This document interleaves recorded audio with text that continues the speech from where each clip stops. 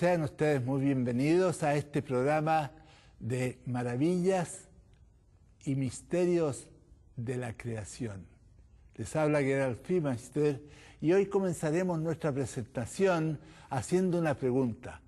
¿Cuál es la razón del orden existente en la columna geológica?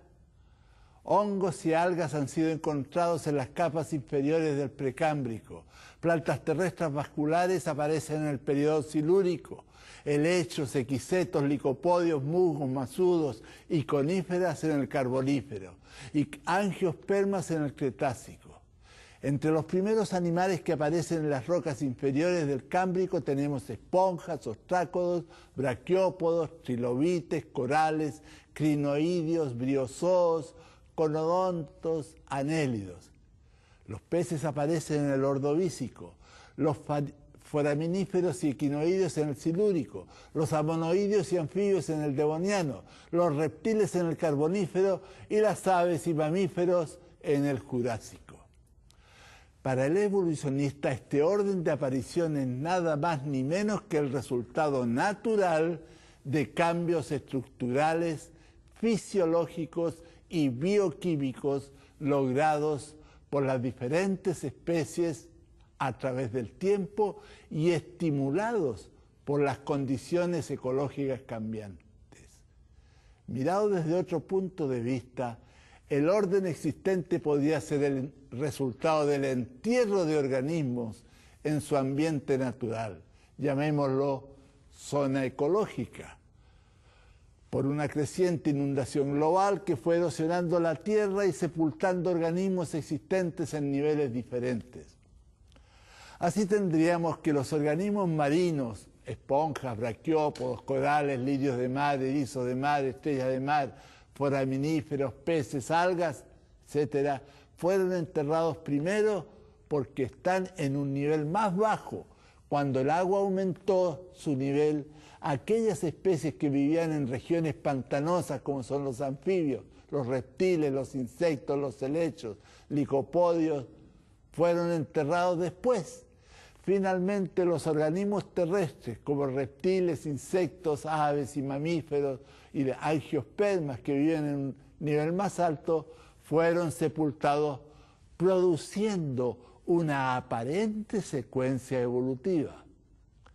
Aunque esta explicación, conocida como teoría de las zonas ecológicas, es apropiada en muchos casos, debe reconocerse que no explica todo y que debe postularse una ecología algo diferente a la actual, así como una deformación de la corteza terrestre, resultante de esa catástrofe global.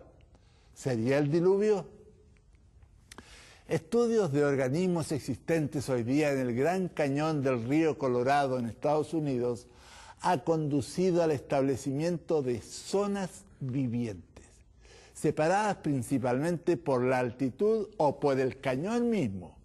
Este y otros ejemplos serían, aunque en menor escala, un apoyo a la teoría de las zonas ecológicas. Un estudio de los fósiles en todos los continentes revela que algunos organismos existieron en lugares bien delimitados, otros se extendieron en áreas mayores y aún otros se encontraban en todo lugar. Esto es evidente con moluscos, corales, foraminíferos, reptiles, mamíferos y también con diversas plantas.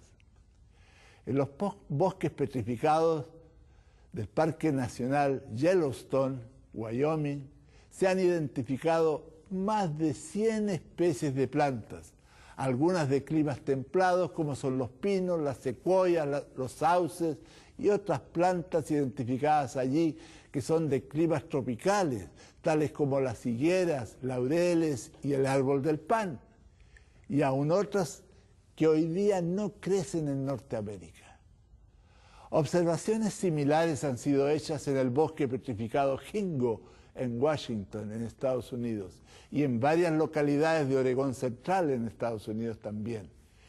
Eran los requerimientos ecológicos del pasado tan diferentes de los actuales que permitían la coexistencia de plantas tropicales, subtropicales y templadas. Esta es una posibilidad.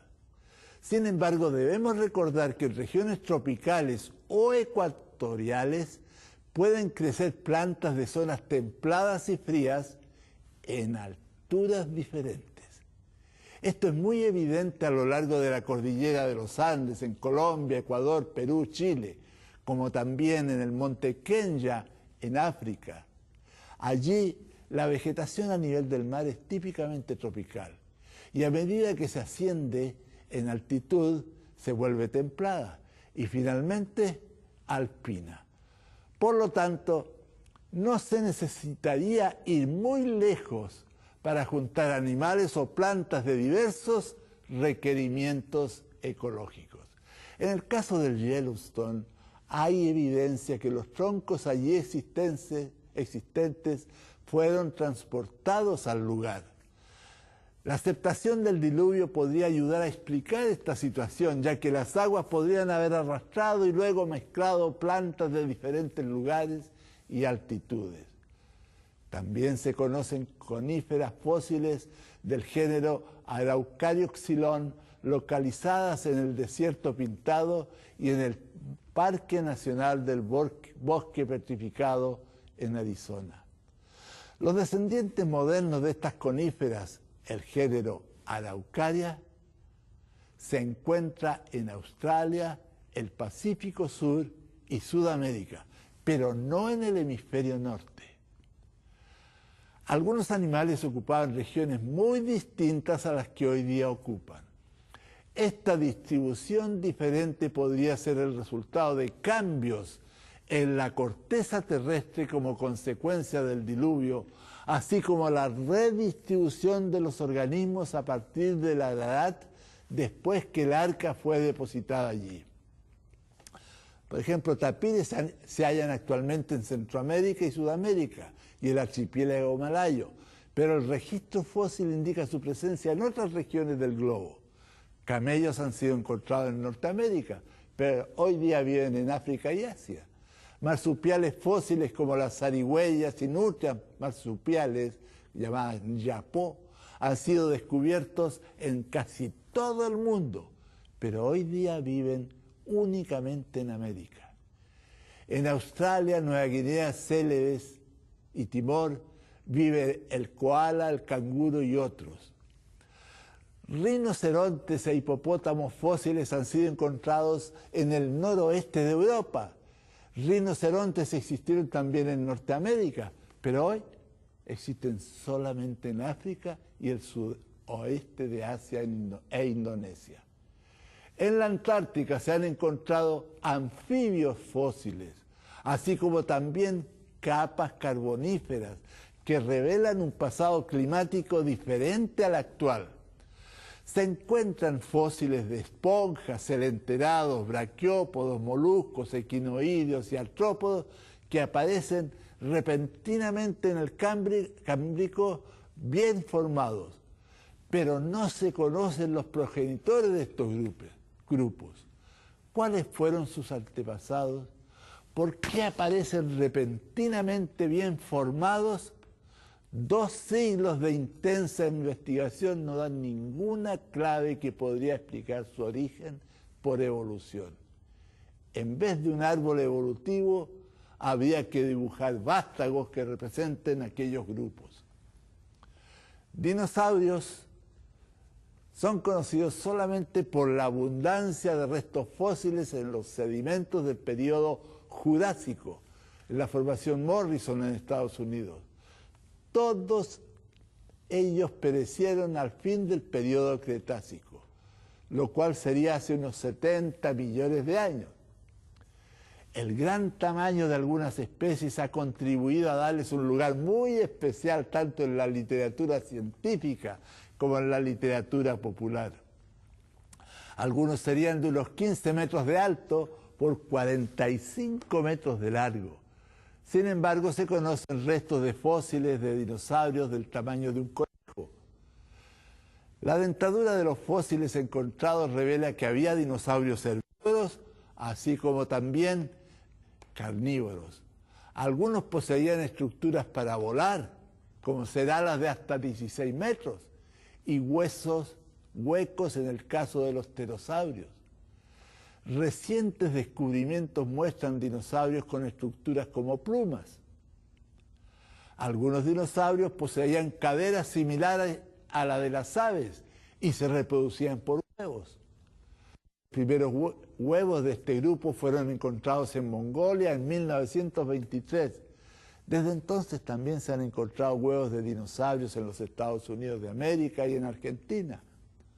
Los verdaderos dinosaurios incluyen otros, entre otros al Tyrannosaurus rex, el reptil carnívoro terrestre más grande que alguna vez existió en la Tierra. Restos han sido encontrados en Mongolia y en Dakota del Sur, en Estados Unidos.